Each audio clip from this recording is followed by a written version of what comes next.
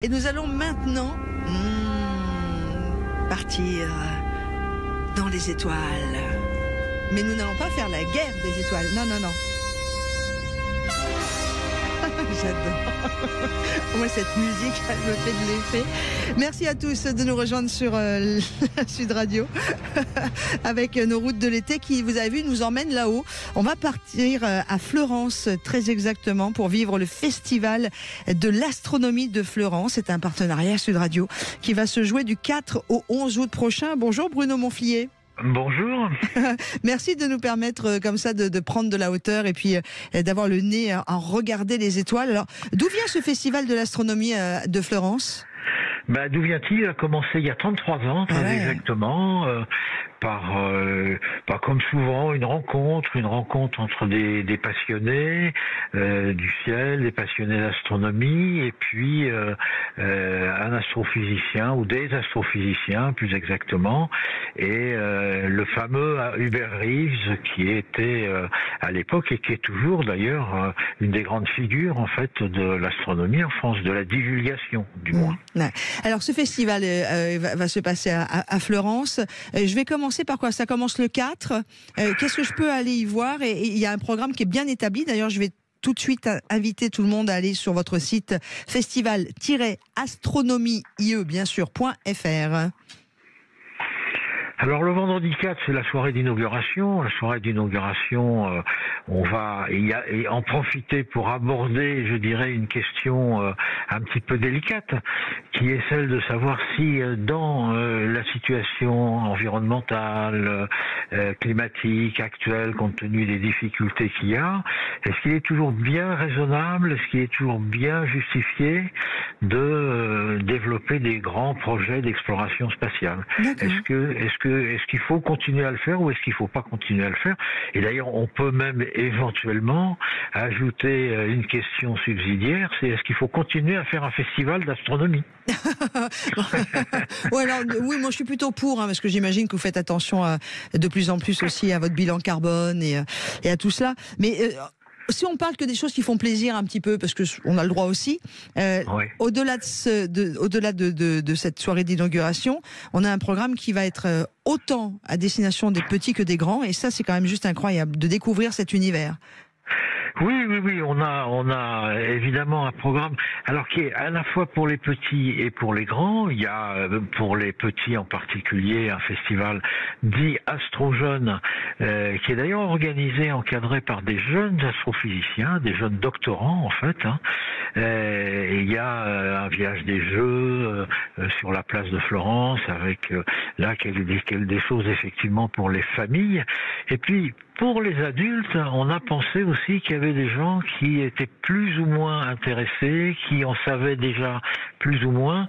Donc il y a des fils différents, fil vert, fil rouge, fil noir pour les plus pointus, et chacun doit pouvoir normalement y trouver son compte. Alors, il y a des conférences, il y a des cours, comme l'astrophysique pour les nuls, l'invitation à l'astronomie, des cours d'approfondissement, des conférences du soir avec l'état des connaissances, voilà, c'est très riche.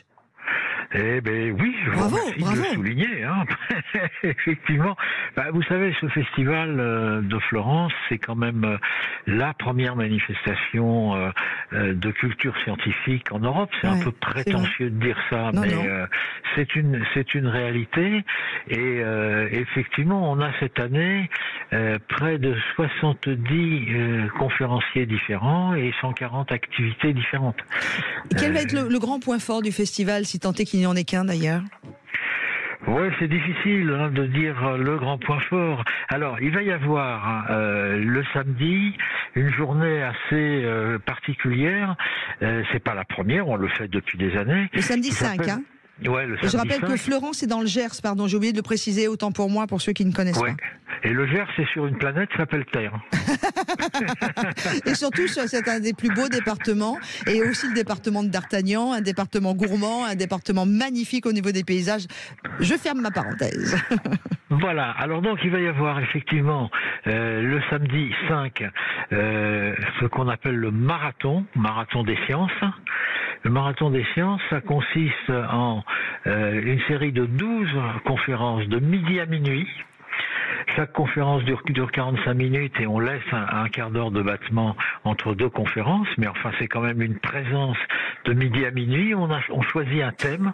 Cette année, le thème c'est controverse et on le fait traiter par des spécialistes dans des domaines différents. Mais alors, par exemple, parce que controverse, ça peut être utilisé à tout point de vue. Alors là, dans la science, la controverse sur quoi ? Il y a des battles ? Ah ben oui, il y a des controverses, bien sûr, il y a des controverses sur plein de choses. Hein. Alors je vais vous prendre quelques exemples. Par exemple, il y a des controverses sur les ovnis. Est-ce que les ovnis existent ? Est-ce qu'ils n'existent pas ? Il y a des controverses sur la représentation du monde. Il y a des controverses sur la génération spontanée. Vous vous souvenez de cette histoire de génération spontanée ? Oui. Voilà. Il y a des controverses sur les neutrinos. Les nœuds quoi ? Les neutrinos. What is it ? What is it, les neutrinos, des petits composants élémentaires de la matière. Donc, qu'est-ce qu'ils sont exactement ? Est-ce qu'ils ont une masse ? Est-ce qu'ils n'ont pas de masse ? Etc. Enfin, voilà. D'accord. Ça fait partie des sujets... Là, on est plutôt à destination d'un public un peu éveillé par rapport à tout ça ou qui s'y intéresse passionnément.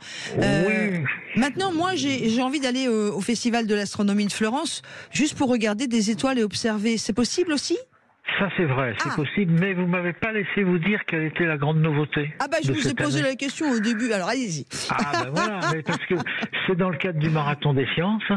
Figurez-vous que l'on va pour la première fois dans une manifestation comme ça de culture scientifique. On a une invitée très spéciale, c'est une intelligence artificielle.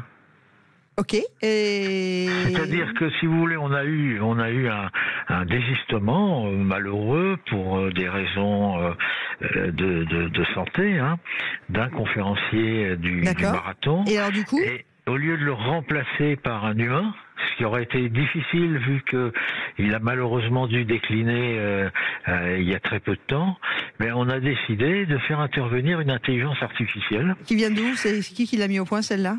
Ah bah c'est ChatGPT, tout simplement. D'accord, ok, très bien. Bon, et alors il nous reste 20 secondes. Moi, je veux voir des étoiles et des planètes. Alors, qu'est-ce qu'on peut observer chez vous ? Eh bien, qu'est-ce que vous pouvez ? Vous venez à la ferme des étoiles. Voilà. Voilà, vous y voilà. Vous venez à la ferme des étoiles et si le temps le permet, vous pourrez effectivement observer dans un gros télescope ou dans des instruments plus modestes. Génial. Il y a un petit peu de tout et il y a toute une équipe d'animateurs qui sera présente pour vous aider à décrypter le ciel à l'œil nu et aux instruments. Eh ben, merci beaucoup. Tous rendez-vous à Fleurance dans le Gers pour le Festival de l'astronomie de Fleurance, Fleurance, qui va se passer du 4 août au 11 août prochain. Et vous n'hésitez pas à aller voir tout ce programme extrêmement complet, très riche, passionnant, fait par des passionnés, festival-astronomie.fr. Merci beaucoup à Bruno Monflier d'être intervenu sur l'antenne de Sud Radio. Nous sommes partenaires d'ailleurs de ce festival d'astronomie, histoire de vous envoler un peu dans les étoiles.